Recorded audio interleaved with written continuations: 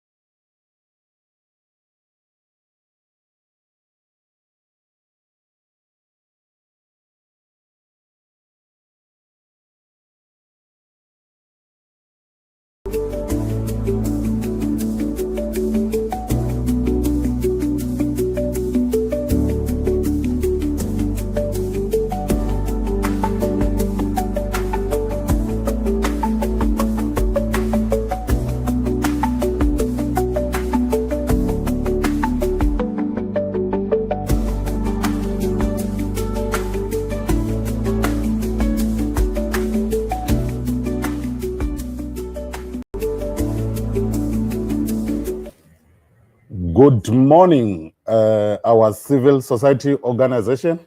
First of all, let me apologize for starting around 10 past 10. We were supposed to start around 10 o'clock. As you all know that load shedding is back. So we were trying to get ourselves together in terms of alternative power. But nevertheless, it's only 10 minutes late, but we will be able to make sure that we cover within the time stipulated. Anyway, my name is Ruzani Chigemane. I'm head of communication and stakeholder relation at National Lottery Commission. I'm not alone here. I'm one with my colleague, Mr. Emmanuel Mboya. He's our NLC technical person in terms of our Tutuka online system. So that's the person that is going to engage you in terms of the presentation today. In terms of the objective for today's session, we are trying to assist our civil society organization with the username and how to reset the password, and also to take our organization in terms of registration on module 1. So if we can get our act together in terms of how do you reset the username as well as the password, you will be good to go in terms of module 1 registration. After module 1 registration, you will move to module 2, where you are going to submit your application. But the main objective for today's session is to assist you with the username, also the password, and how to go about in terms of registration. And let me just give you a little bit background in terms of where we are sitting. We are sitting at 1,500 in terms of organization that submitted application as we speak. However, in terms of module 1, we are sitting at 5,000, where we are trying to reduce this number to move to module 2. So in essence, if we can get our act together in terms of username as well as the password, we will be able to register on module 1. Thereby, you will be able to move to module 2. So the main objective is to make sure that organizations which are sitting on module 1, they are able to move to module 2 so that they can submit their application. So that's the main objective of this session today. And in terms of our program, we will have presentation in terms of how do you create your username, and also how do you create your password. And then we will move to module 1, where we will showcase or demonstrate how do you go about in terms of registration. And after that, we will be able to take questions and possible answers at the end of our program. But during the course of the proceeding, we will allow all our civil society organizations to put their questions on the comments, so that at the end of our presentation or demonstration, we will be able to tackle those questions and give you possible answers. So we encourage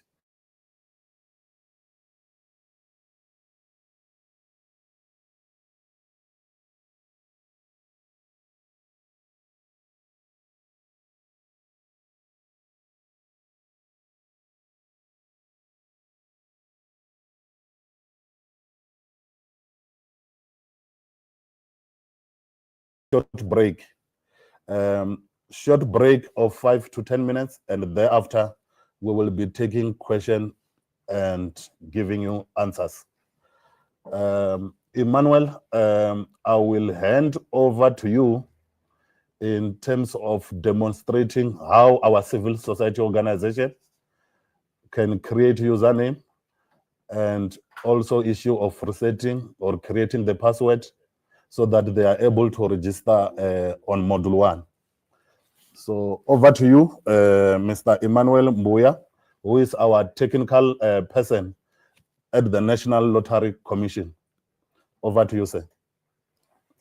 Good morning. My name is Emmanuel. Like I said, I'll be assisting you in the process of resetting your password. So in the effort of allowing all of you guys to get access to the portal to submit your registration to first complete module 1, we created a war room where we realized that most people are struggling with password reset. That's the reason why we're here to assist you. The process is very simple. You click on the forgot password button that is just found here at the bottom. When you do click on the forgot password, the system asks you to enter your username. In my case, I'll enter my username. I'd say Emmanuel M, whatever username you have. You click submit. When you do click submit, you see 3 text boxes. The first one is for an OTP that will be sent to you via email. The second one is the new password you create. And the third one is the same password that you created that you just put to confirm it. So I'll open my mailbox right now, just giving a few seconds.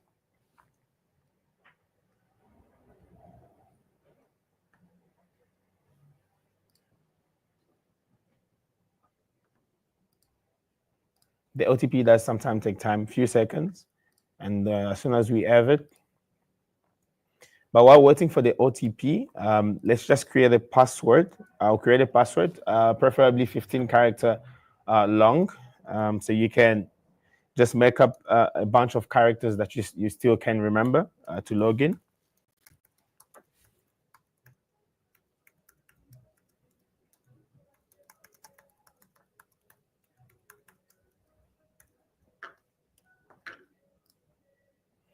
As you can see, I received an OTP, and this is a very good instruction. When you receive an OTP, please only focus on the letters that you get. Do not focus on any dot after that or any space. In our case, we have this OTP that I'm going to put in on the portal. So it's GBSX,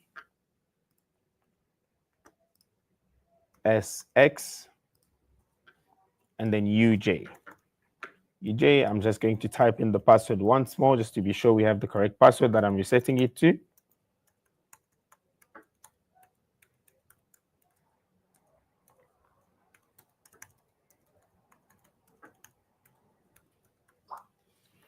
Okay, and once you have your password with a special character, you just click change password. As you can see, it says password changed. Now we'll try to log in with the new password. So I'll put in my username, like we all know, and put in the password.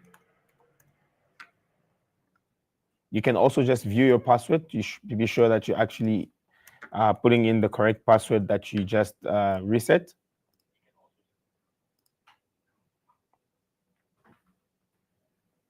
And as you can see, the system is welcoming me because I did indeed put the correct password, and you sent to the OTP screen that most of you are familiar with. Now on the OTP screen, you still get an OTP, but this OTP is not for you to reset the password, but it says to give you access to the system. So I'm going to go back to my mailbox once more. As you can see, I got another OTP. We focus on the numbers. So it's 3308. 8014. So 338014. The OTP is then valid. But before we move, this is something we've really seen with most applicants, is that when you receive an OTP, you have a chain of communication from the portal.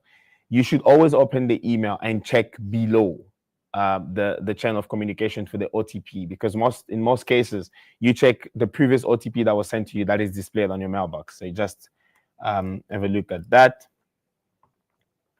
And then from here, I'll take you through the registration of an organization.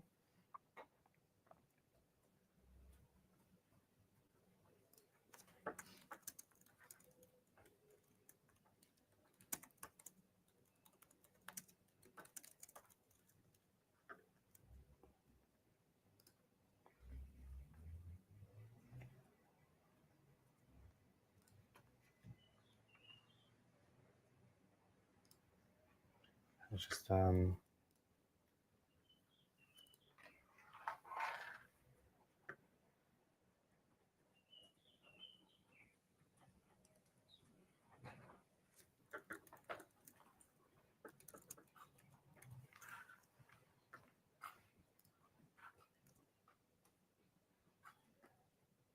So before we go on to registering an organization, I'll just show you once more how to change your password. If that's correct, let's assume I forgot my password that we just created a few minutes ago. I'm just going to put in my username. Like I said, in my case, my username is Emmanuel M. I'll click submit. We fire off the forgot password process. We're expecting an OTP. That should take a few seconds to get into our mailbox. But in the meantime, we do indeed create a password. So I'll create a password now.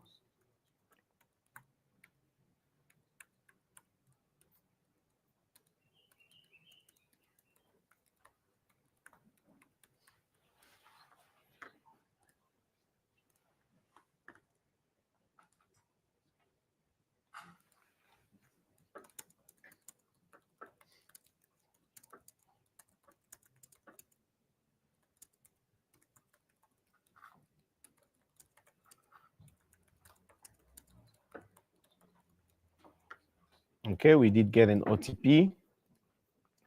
And the OTP is W3F. So I will just copy it. You can copy it or you can just type it also. And then click change password. As you can see, the password does not match. That's because I entered the wrong password at the bottom. Just have a look at that also. So make sure the password you enter on the second text box is exactly the same password you enter on the third as well.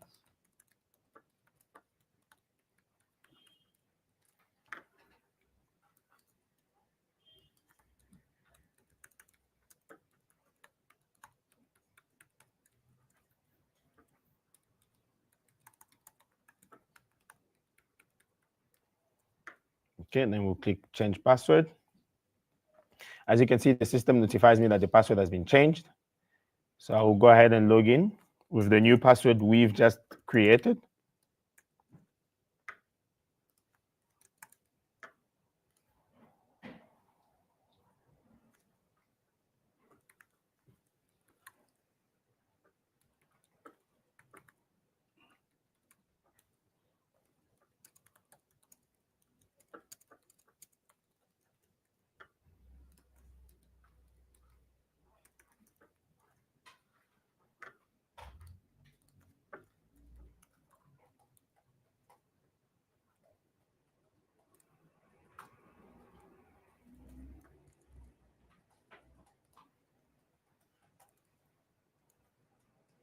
Okay, and then click login.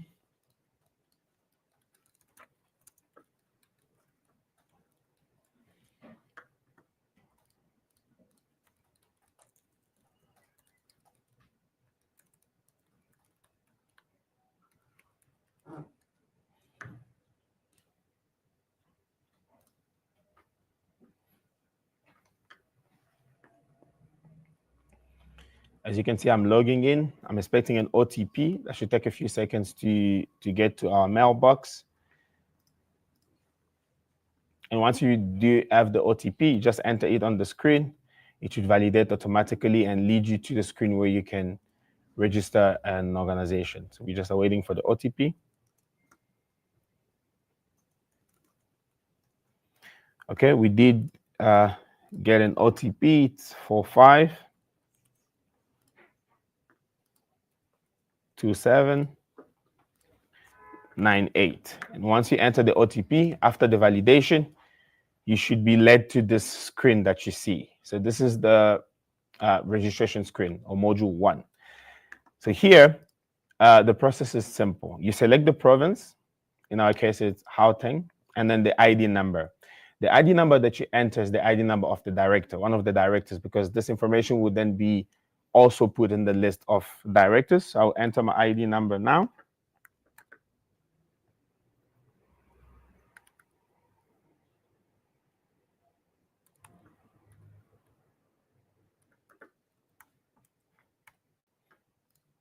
Okay, and after you enter your ID number, be sure to put in the correct organization name, because what we found also is that most applicants do put a name that doesn't match what they have on DSD site. So in my case, I'll put my organization name. And then you select the organization type. So there are three options. You can either have a school, a non-profit company, or a non-profit organization. I'll go for a non-profit organization with my NPO number 123-897 NPO. And then this pops on the screen. When you see this, most applicants take a screenshot and send it to support to ask why they see this. The zero request found only means there's no registration that has been made for that specific NPO number. So you're good to go. You just click OK, and then you enter the number of directors you have. In this case, I'm the sole director. It's only me. I enter 1, and then I accept the terms and condition.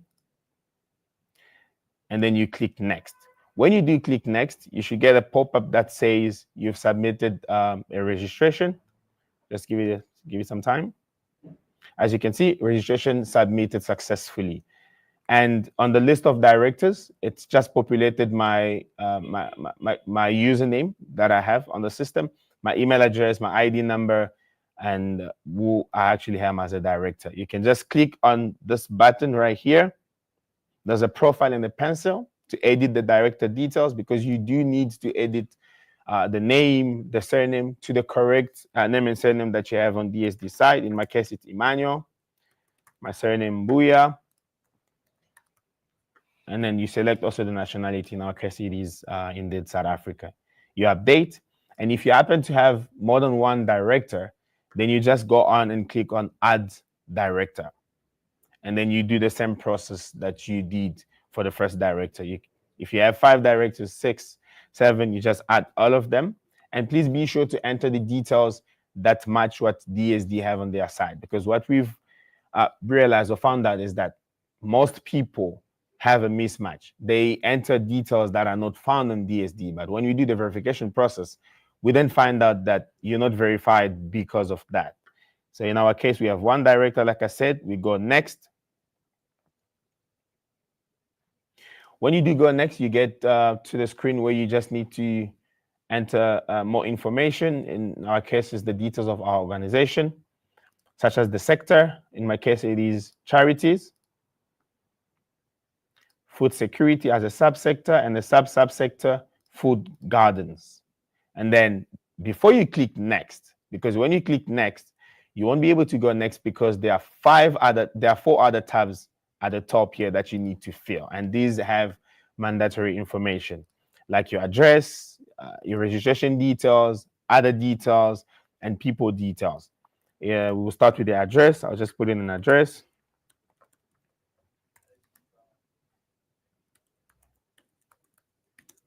Your street name, your street number, and then your suburb.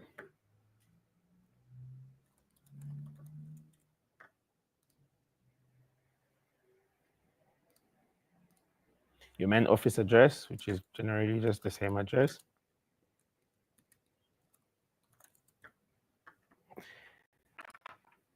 And then you can also put in your main contact person details. In this case, it is myself. I am the main contact person.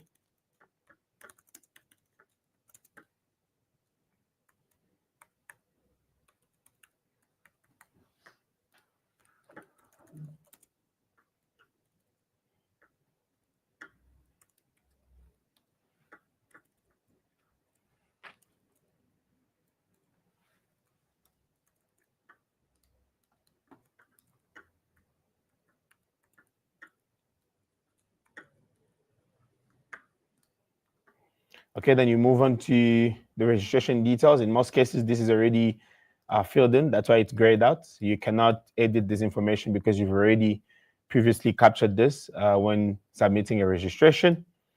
The other details, these are questions that you can answer. In my case, I'm not under an umbrella body.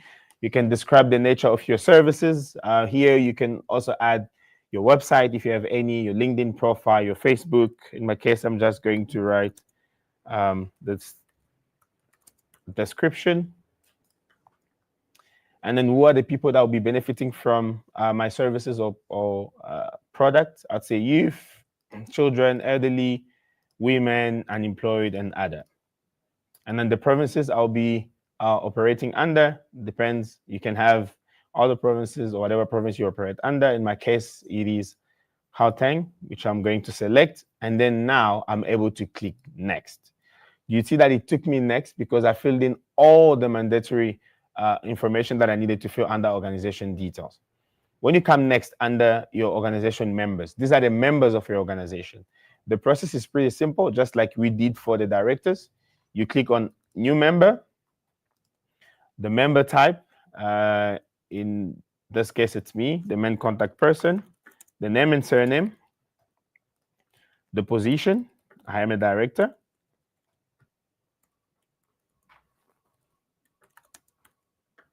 the nationality,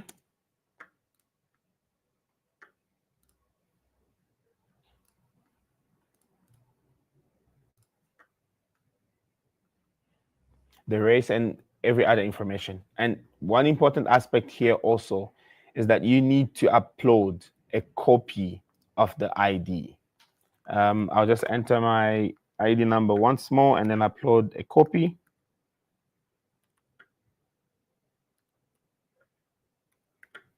And if you try to upload an ID or you upload a document and it just fails, just go ahead and re-upload it again. In this case, I'll just upload this document and then click save.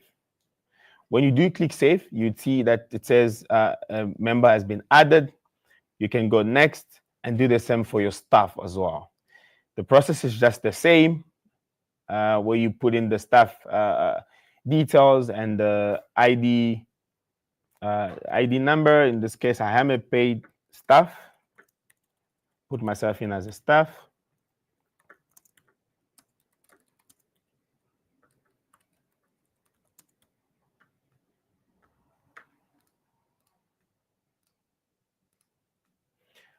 And when you're filling out the information on the portal, when you see a little asterisk at the beginning of the word that or the drop down that you need to fill it in, it only means that that is a mandatory field. It means you cannot save or go next if you haven't filled that in.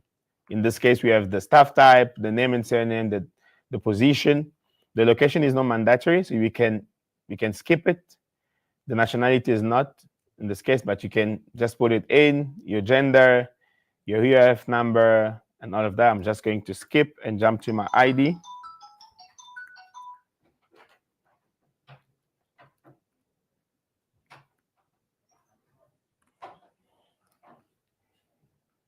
All right, then click save.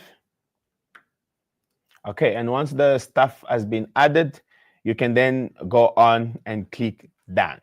When you click done, this is what happens. You've submitted your registration. You should be able to see a code that says NLC 300, which is awaiting verification. If you entered the correct information that matches what we have on DSD's side, after a few hours or minutes, you do get an NLC 200, which then allows you to proceed to module 2 to submit your application. So that's it on my side. Thank you. Thank you, Mr. Emmanuel Mbuya from our NLC technical team. Your presentation is really appreciated. But 2 or 3 key things that I got from your presentation. I think our civil society organization, you need to ensure that you document your username, whereby you can write it somewhere so that you don't forget. And also issue of password. I think it's also need to be documented somewhere. Whether it's kept letter when it started, you need to ensure that whatever that you put on the system, you can write it somewhere for you to remember. And then ensure also you have got an active email address. Because when you have active email address, issue of OTP, it will be sent on your email address. And as a result, you need to have one which is very active. And also in terms of DSD, Department of Social Development, ensure that your directors that are on the database of DSD are the same people that you are putting on our system in terms of full names, name and surname, and all other details, including registration. Because if your information that you put is contrary to what is appearing on the database of DSD, you're not going to be able to move to module 2. So you need to ensure that the same information that you are putting on our system is the same information that is there on the DSD. But also, just to recap, in terms of module 1, we are trying to ensure that issue of compliance verification. As I said, we are not working alone. We are also working with key institutions, CIPC for non-profit companies, and non-profit organization DSD, and we are also working with SARS to ensure that you are in compliance with SARS. So the benefits of this, we are able to see as the National Lottery Commission that in terms of compliance, you comply with this institution, because if you put same information that appears on the database of this key institution that I mentioned, if information is similar, we will realize that we are processing the right application. Issue of fraudulent application. So if you put information which is not the same as appearing at CIPC or DSD, basically you are not going to move to module 2 because information is not the same. So ensure that information is similar. And also issue of centralized database for application records. As time goes, as the NLC, we are able to track compliance on our system. And also in terms of applicants' benefits, as you remember, you can apply anytime, anywhere. This is online registration. So whether you are at home, you are at your workplace, you can apply anywhere. You don't have to go to our offices. But our offices in the provinces, they are available for you to assist. But if you can be able to do it on your own, you can do it at anywhere, anytime. So that's the benefits of this system, and you can apply at any given time. Without wasting much time, we will break for 5 minutes, and then we will come back to address your questions. As you remember, I said on the comment section, please write your questions, and after 5 minutes, we will be able to come back and reply to those type of questions. Thank you very much. We will break and then we will resume in 5 minutes. Please ensure that you put your questions on the comment section so that we address everything that you have. This is your opportunity to engage the National Lotteries Commission to ensure that you have got proper registration and you are able to move to module 2 to submit your application. As our main objective to have this session is to assist you to make sure that you comply with registration of the NLC. Thank you very much.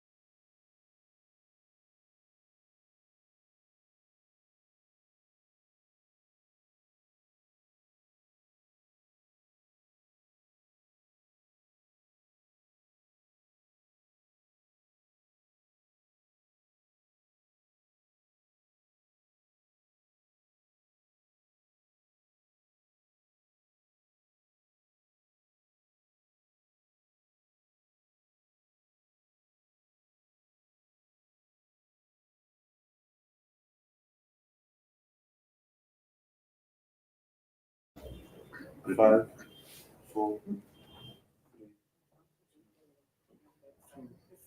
2, 1. Welcome back to NLC online registration webinar. We were trying to package the questions as per your comments on the Facebook. We have plus minus 8 questions that the NLC technical team is going to try by all means to give you answers. And on my left, I've got Emmanuel Mbuya, who will give you some answers as per your questions. I will also at a later stage joined by Mrs. Chiki Moffat Mubu, which is our program manager for modernization, which is this online system. Emmanuel, over to you. Please tell answers to our civil society organization. Okay, thank you so much. We'll just be answering a few technical questions that I have right here. The first question that we have is, what am I supposed to do when the system says my profile has been canceled? So what happens is, like I previously explained during the registration process, when you've already submitted a registration for an organization, let's say you have an NPO with an NPO number that says 123895 NPO, for example, you've already submitted that registration. And then you create a new profile and try to register the same organization. What the system then tells you is that you already have a request that has been found in the system, so you cannot submit another registration. Then the screen just reloads. So what you need to do is, like it was previously said, it's not down your username and your password so that doesn't happen. Because when you have your correct username and password and you log in, you send back to the registration that you previously made instead of creating a new one.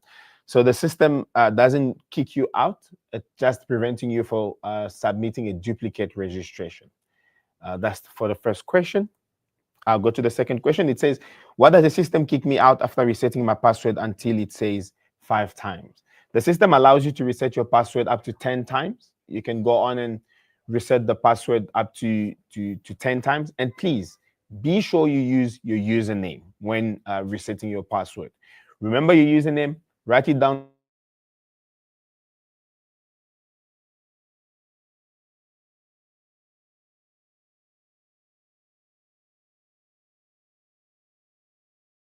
paper, and then when you reset the password up to 5 times.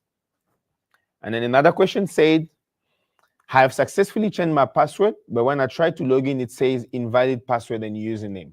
In some cases, your network could be slow. So what you just need to do is give it a little bit of time, maybe 5 minutes, just refresh the page and try it again. Like I said, also, when you reset the password, just write down your username, write down the password as well, refresh, just wait a few minutes. You go back on the portal, you put in your username and your password, you should be able to log in. And lastly, on the technical side, a macro error. There was a question that was posted in the chat regarding that.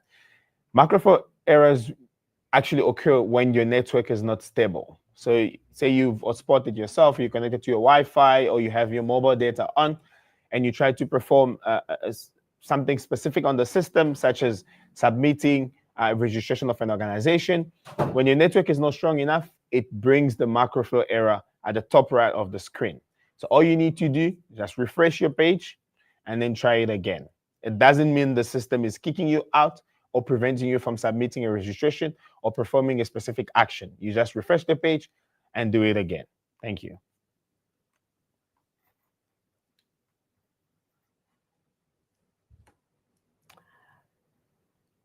Good morning, everyone. I'm Chiki Moffat Mubu, and I'm glad to join Emmanuel just to come and look at some of the other questions to respond. And I just wanted to say that just as a reminder to remind the civil society that we are using a demo platform here. So that means that it is a testing environment and it's not a live environment, because I see some of the questions that people are posing is like to ask like, Can an organization register with only one director? As you do know, whether you are an MPO or whether you are MPC, you need to have more than one director, because the rules in terms of how many directors you should have should be adhering to the rules of the MPO Act or that of the Companies Act. One of the other questions that people are posing is to ask, our organization's members consider all our staff members? Yes, it considers all your staff members. We do have an opportunity there where we would like to see the people that are on your payroll currently, so that we are able to validate and verify that against the Department of Labor.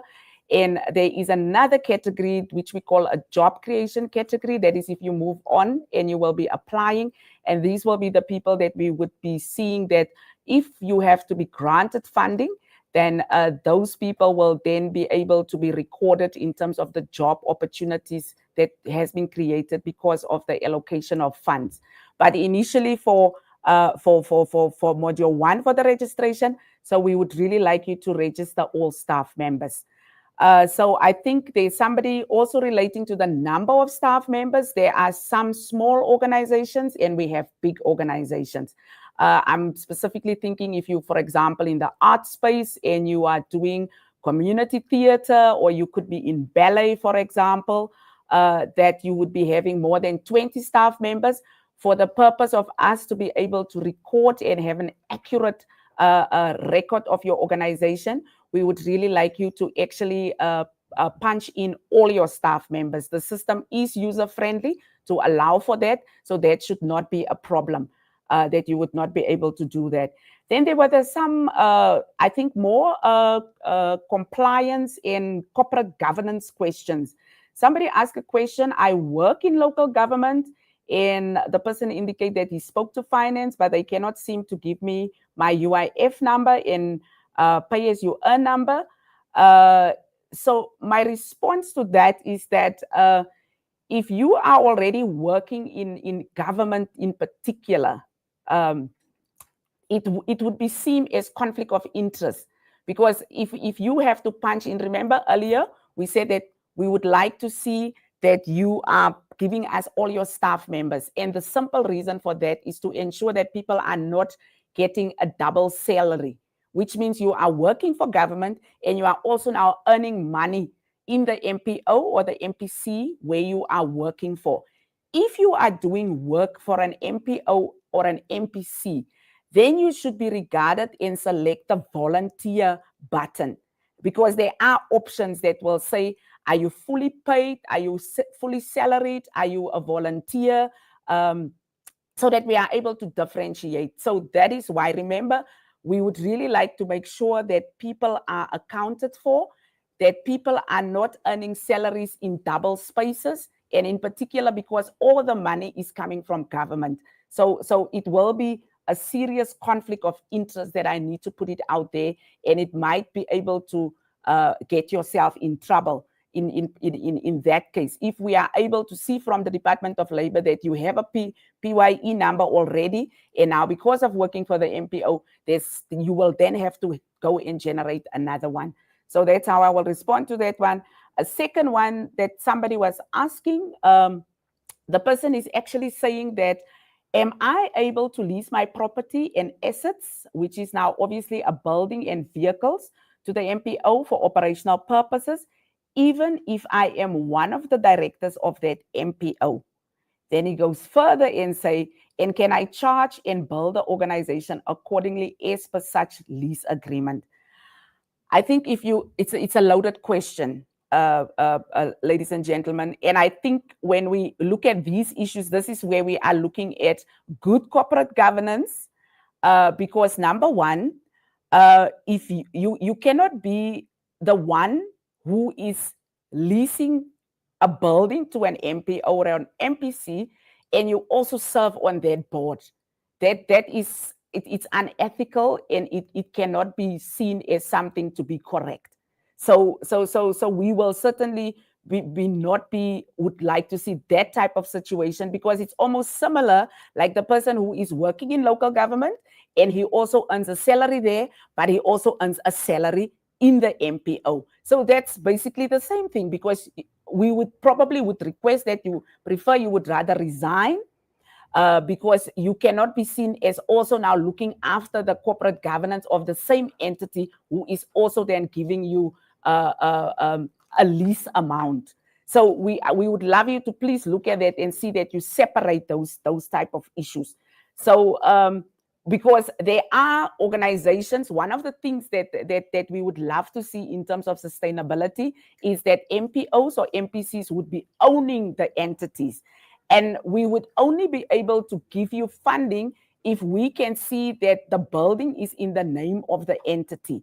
But we would not be contributing to any requests for structural requirements for adding an existing room or a building or whatever you would like to see, because it's a lease agreement. If it's a lease agreement, the NLC does not approve funding for extending a building that belongs to someone else. So please remember that as a principle, if you have to move on to funding. So I hope I have addressed some of the issues that were raised.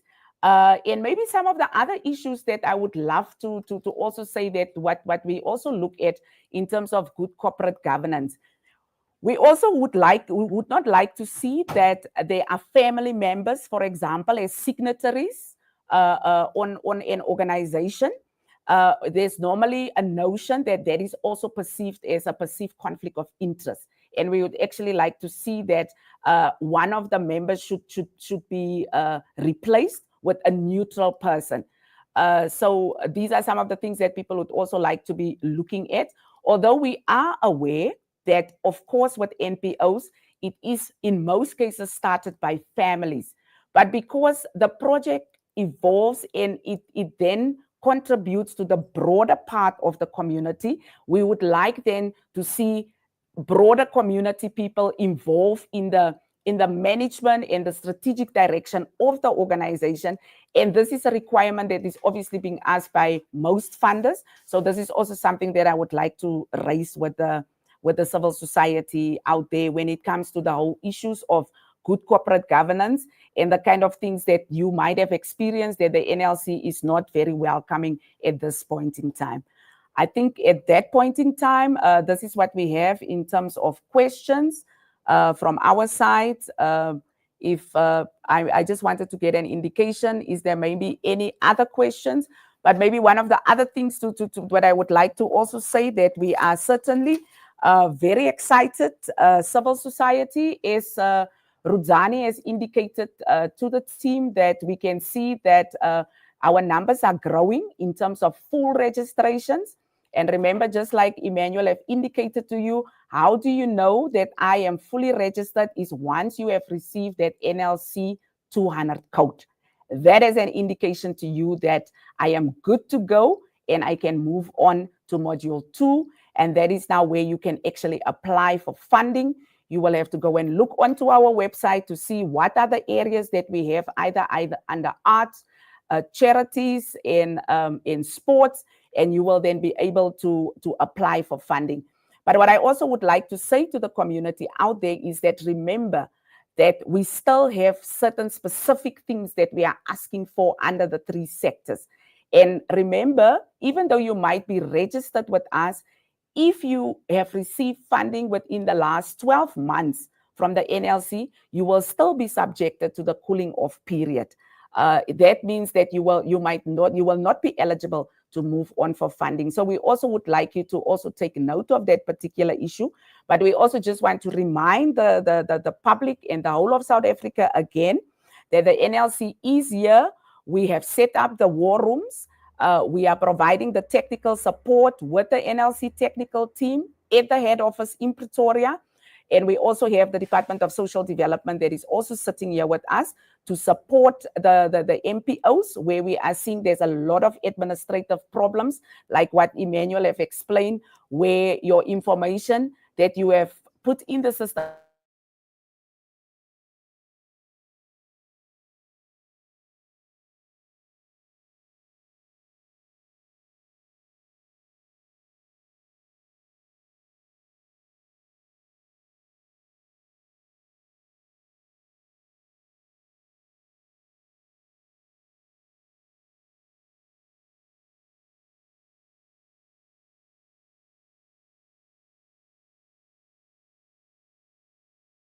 officials.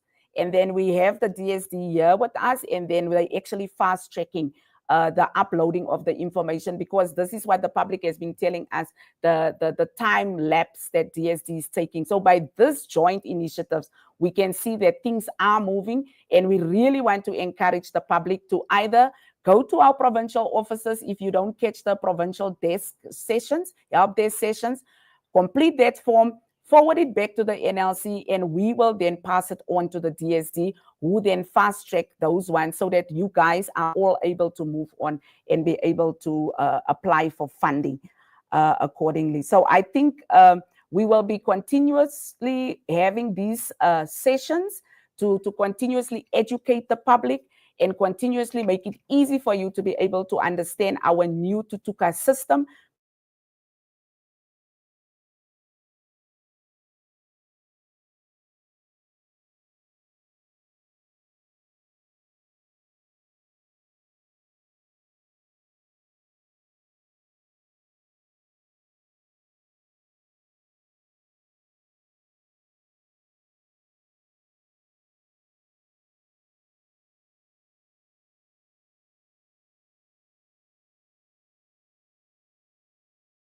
And continue to improve our systems.